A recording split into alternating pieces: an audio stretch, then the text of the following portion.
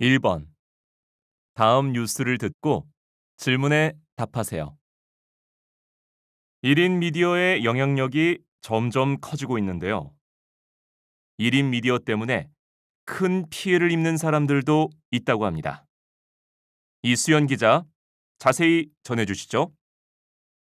네, 지금 보시는 영상은 올린 지 일주일 만에 조회수 100만을 넘긴 영상입니다. 이 영상은 1인 미디어 진행자가 한 식당에서 식사를 하면서 촬영한 것인데요. 이 방송 진행자는 식당에서 제공한 김치에 다른 음식물이 떨어져 있자 식당이 음식을 재활용하고 있는 것 같다며 영상을 올렸습니다. 이 영상이 올라간 이후 해당 식당은 큰 비난을 받아야 했고 결국 문을 닫았습니다. 그러나 CCTV 확인 결과 김치에 떨어진 음식물은 방송 진행자가 먹다가 흘린 것이었습니다. 영상을 올리기에 앞서서 사실 확인도 제대로 하지 않은 것입니다. 네, 식당 주인분 마음고생이 심하셨을 것 같은데요. 이런 사례가 또 있다면서요?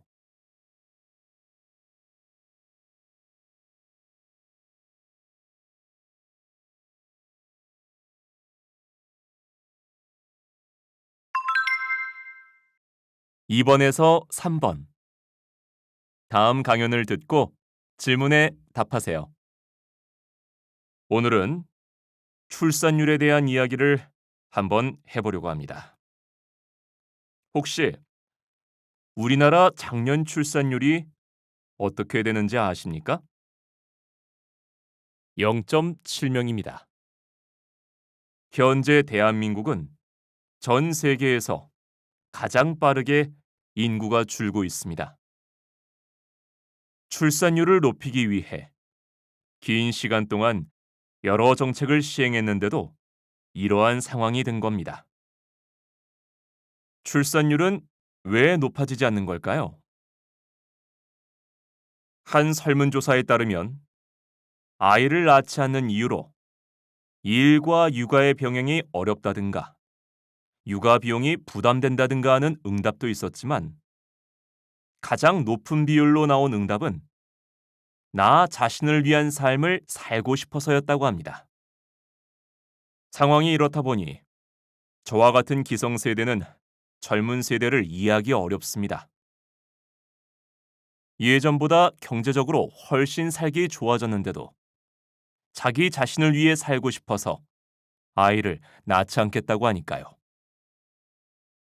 그러나 이 상황을 조금 다르게 바라볼 수도 있을 것 같습니다.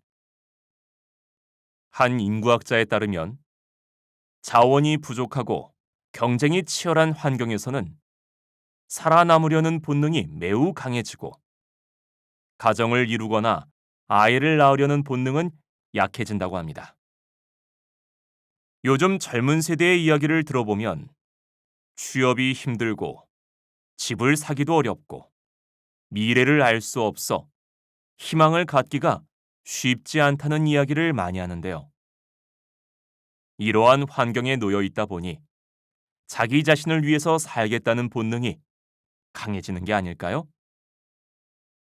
어쩌면 기성세대가 젊은 세대의 어려움을 이해하고 함께 노력하여 젊은 세대가 미래에 대한 희망을 가질 수 있도록 환경을 조성한다면 저출산은 자연히 해결될지도 모릅니다.